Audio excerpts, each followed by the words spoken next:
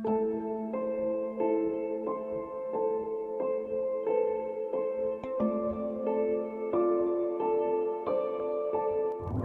everyone, I'm Shaira Barreda. With the help of Miss Dana Ange, my partner in this presentation, I will be presenting the primary sources that we gathered regarding the Bataan Death March that happened when the Philippine and American troops surrendered to the Japanese during World War II.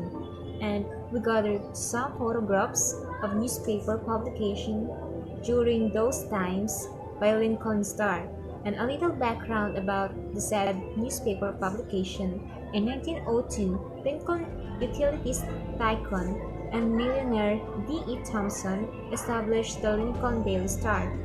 In 1910, Thompson sold the Daily Star to local grain operator Herbert E. Gooch.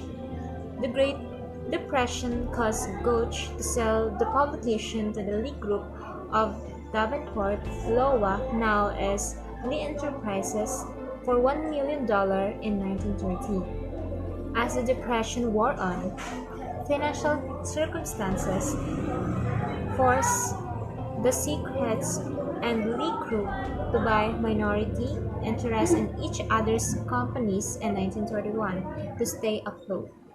And however, the two publications remained independent and controlled their own content.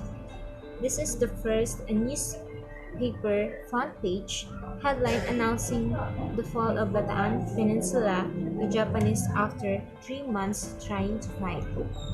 So,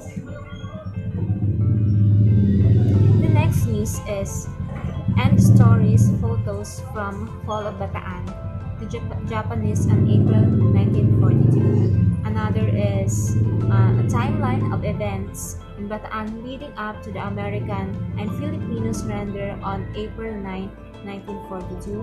Next is about the American organization collects donations to send supplies to prisoners of war captured in Bataan. Next is about the increase to 78 new Mexicans being held as prisoners by the Japanese here in the Philippines. And another is the Bataan's defenders reported prisoners in camp near Manila, information of their condition lacking. Another is the full text of U.S. report and Japanese atrocities, including the Bataan Death March. Next is about the eyewitness story of Bataan Death March with Lieutenant Colonel W. E. Dice. Next one is when the U.S. released new details of treatments of Americans and Filipino during Bataan Death March. Another is the photo of Japanese Lieutenant General Masaharu Homa, who was later held responsible for Bataan Death March. Another is the Japanese commander Homa is quoted saying, "I don't think it was such a tough march." Next is about when the U.S. Army retraces route of Bataan Death March in 1945 to recover and identify remains of Americans.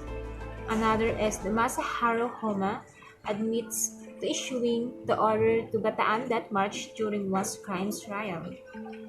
And the last newspaper article is about the execution of General Homa by American firing squad for Bataan Death March, and another interview that we found that we can be considered as a primary source is the interview of Mayor Richard M. Gordon, which is Bataan Death March survivor.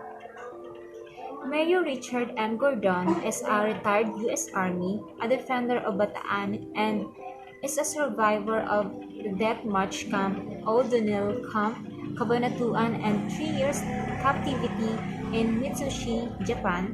He is a founder of a group known as the Battling Bastard of Bataan, whose motto is "In Pursuit of Truth." Gordon has worked hard to dispel some of the myths surrounding the infamous Death March. It was an interview with John P. Cervoni when Mayor Gordon recalled those terrible events. In the said interview, he told that things he did before finally setting his foot in the Philippine Islands. He also told the interviewer how they love being stationed here in the Philippines because due to the weather, they only trained until noon, he said. And he told that they will knew that there is an upcoming war before it actually happened.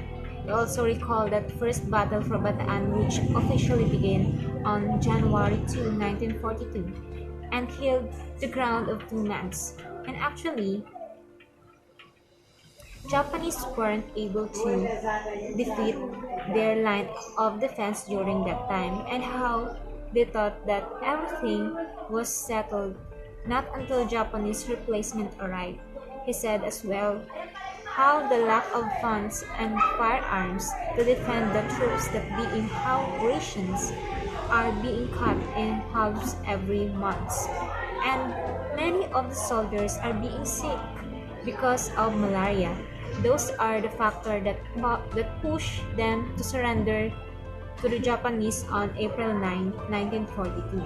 After 3 months of withstanding the war against the Japanese, and other they experienced during the actual march, which is from Mariveles, Bataan to San Fernando, Pampanga, and to Capas, Tarlac, with a total of 106 kilometers in 5 to 10 days.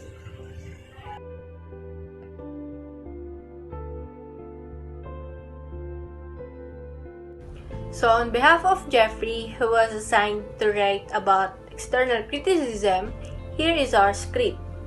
Based on our main source, but the Undead March was written on April 16, 2010.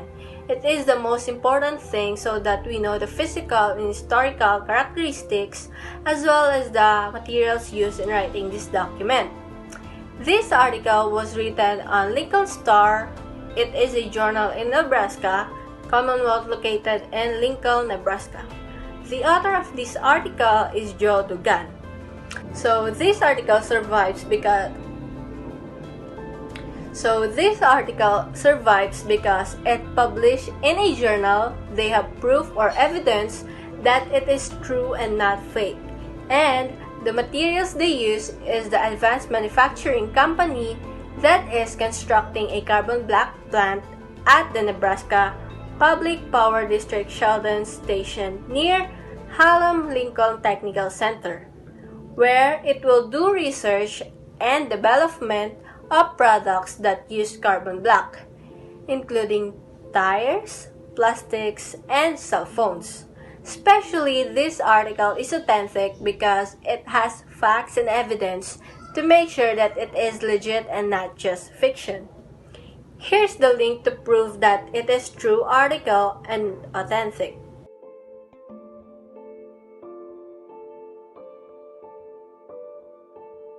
Hello everyone, I'm here to discuss the internal criticism of our chosen topics, which is Bataan Deathmatch. When it comes to internal criticism, it looks at the truthfulness and the factuality of the evidence by looking at the author of the source. So, on behalf of my groupmate, Jeffrey, here is the continuation of internal criticism. In internal criticism, there must be an eyewitness or second account to further prove that this is true and not just propaganda. Witness or second account of this document are Richard Gordon, former military chief of staff, and Sergeant John P. Servon, a charter member of the Philippine Scouts Heritage Society. So, why was it written according to John Servon? He was inspired greatly and was well received by the gentleman he interviewed. John is a member of the Battling Bastards of Bataan, an organization of Bataan Death March survivors, the Philippine Scouts. I've done some research on internal consistency that I've discovered multiple sources providing the reliability of Bataan Death March. These are the multiple link of sources that I've found throughout my research. However, the literal meaning of these events, it was to backdrop that Bataan Death March started with a name imposed upon it by the men who witnessed it. In World War II, the fall of Bataan was the first major land battle of the Americans and one of the American history most humiliating military defeats. A death march is forced march of prisoners of war and other such hostages or defeated people in which people are allowed to suffer along the way. In this way, it is separated from simple transport of prisoners through foot march that requires prisoners to be moved away from a danger zone, such as a moving battle line to a position that may called safer. Prisoners who are too weak or wounded to travel are not allowed to be evacuated. Such relocations are not carried out without trouble in times of war.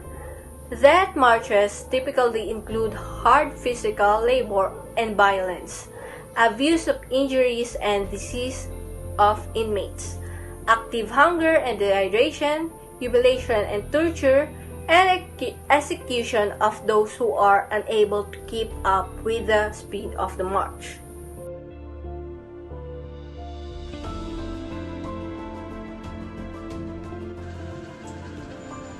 Good day, my name is Francesca, and the task that was given to me is to tell something about the study or writings of a historian about our chosen topic. According to Teodoro Gonzalo's book entitled The Fateful Years of Japan's Adventure in the Philippines, he stated the events prior to the day of surrendering the Bataan Command to the Japanese Army. In April 3, 1942, the US FIP lines was bombarded with guns and mortars by the Japanese Army with the lead of General Masaharu Homa. With the strength and frequency of the enemy armament, they almost shook the half of central Bataan. In April 4, the Japanese Army began another attack using air artillery that softened further the already soft US FIP lines. In April 5, the Japanese Army secured the summit of Mount Samat, and the Japanese were now in a possession of strategic area. And in 4:30 p.m., they surprised the command post of the 21st Division and captured General Kapinpin. In April 6, the US FIP jumped off to a counterattack. In April 7, Wainwright ordered a counterattack, but General Jones protested that his men could not make it because his men were too sick and tired that time. In April 8, General Edward P. King and his senior officers reviewed the tactical situation, and they all agreed that there is no way of stopping the Japanese from capturing the Mariveles.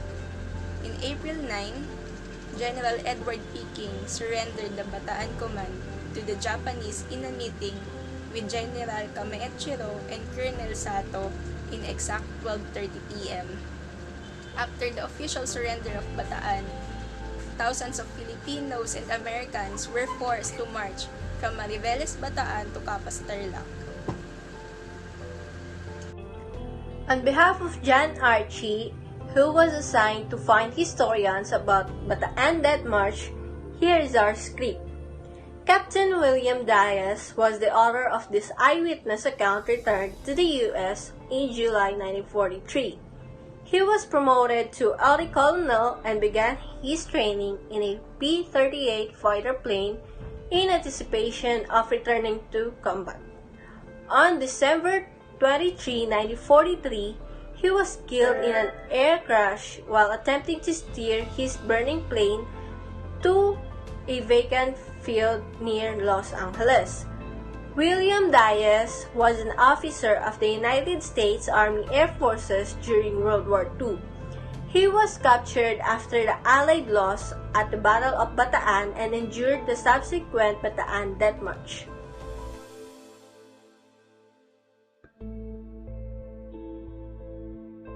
Hello everyone! There might be some questions that run into your mind right now.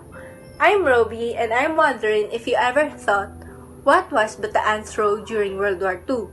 Or perhaps, you might be asking, why did Bataan surrender to Japanese? Let me feed you some incredible facts and ideas what was happened during Bataan Death March. But let me first explain what was Bataan Death March because there might be some of you didn't know what it is all about. Here you go. Bataan Death March was when the Japanese force 76,000 captured Allied soldiers, both Filipinos and Americans, to march across 80 miles to Bataan Peninsula. The march took in April 1942 during World War II. How could you think of marching 80 miles? It's brutal, right? Because they don't have water to drink and a food to eat. As Tene said, it was called Bataan Death March because of the way they killed you. If you stopped walking, you died. If you had to defecate, you died.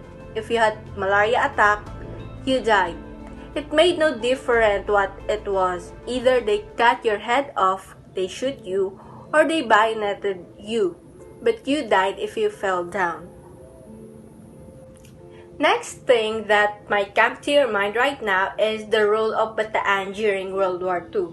Well, that's great because you're in the right track to answer the questions in your mind. Well, General Douglas MacArthur, the newly appointed commander of U.S. Army forces in the Far East by President Franklin Roosevelt, ordered the American troops in the Philippines to retreat to the southern Bataan Peninsula until enough reinforcements arrived. However, the attack on Pearl Harbor on December 7, 1941 interrupted the flow of reinforcement and left the troops on their own. That's sad, right?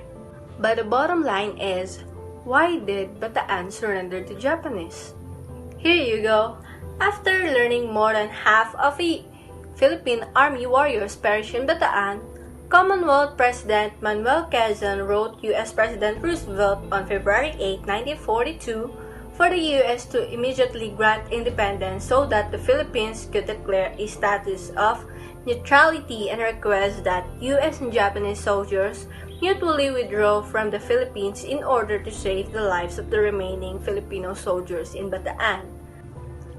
After that, President Roosevelt wrote a personal message to MacArthur allowing the surrender of Filipino troops but not American soldiers in Bataan. But General MacArthur refused. He wanted them to fight until the entire force of Bataan defenders was wiped out. Magandang araw, ako si Francesca Mercado at ang kwentong ito ay kwento ng aking lolo nung siya pa ay nabubuhay. Ang aking lolo pala na si Vicente Mercado ay non-documented USA FFE war veteran at nakasurvive naman siya ng World War II. Umabot siya hanggang 1990s. Yun nga lang, nakaranas ng labing trauma ang aking lolo. Mga panahon na buhay siya, wala siyang ibang bukang bibig, kundi mga hapon, karahasan na naranasan niya noon, mga trauma niya. And nakwento ng aking tatay na madalas niyang araw nakikita magsalita ang aking lolo. Talagang kwentong-kwento siya dun sa mga naranasan niya at wala raw siyang ibang lingwaheng gamit kundi English. Talagang dire-diretso ang pagsasalita ng aking lolo. At sa pakikinig ng aking tatay, minsan narinig niya na sinabi ng lolo ko na nakakita raw siya ng mga tao, bata na binabayoneta sa harapan niya. Kaya siguro gano'n na lang din yung epekto, kaya siya na-trauma, hanggang sa namatay siya, hindi gumaling yung trauma na yun. Namatay nga pala ang aking lolo 1990s. And hindi naranasan ng tatay ko na makausap siya ng matino. Kasi yung mga sinasabi niya, laging panahon pa ng hapon. And may gamit nga pala siya na naiwan na talagang iningatan ng aking tatay. At ang tawag nga pala dito ay bayoneta. Dito sa hawakan, makikita na talagang kinakalawang na dahil sobrang tagal na talaga nito sa amin. Talagang iningatan lang ng aking tatay dahil naiwan ko ng aking lolo. Yan, puro kalawang na siya.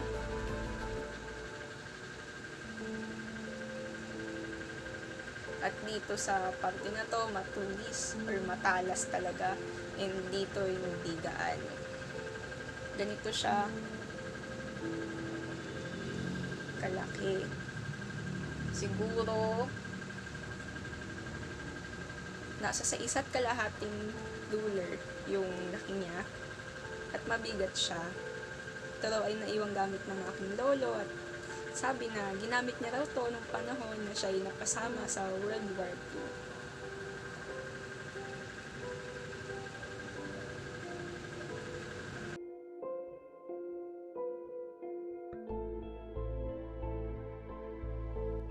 The Bataan Death March took place in the Philippines after General George MacArthur left the Philippine Islands, with the most of the American forces leaving some behind to fight along the Filipinos against the Japanese. Most of the resistance took place around the Manila Bay, with the Battle of Bataan beginning on January 7, 1942 and lasting until the American surrender on April 9, 1940. Prisoners were beaten, robbed, and starved during the journey, and many died of dehydration on train ride. Up to 600 Americans died during the march, but the Filipinos fared much worse.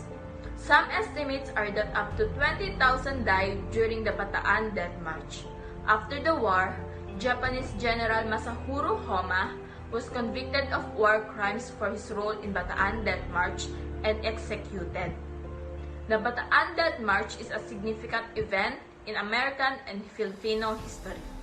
Not only it was a big loss for us, but it was the largest surrender in American history. All the prisoners of war under the Japanese were used as slaves in poor conditions and little food. It is barely surviving.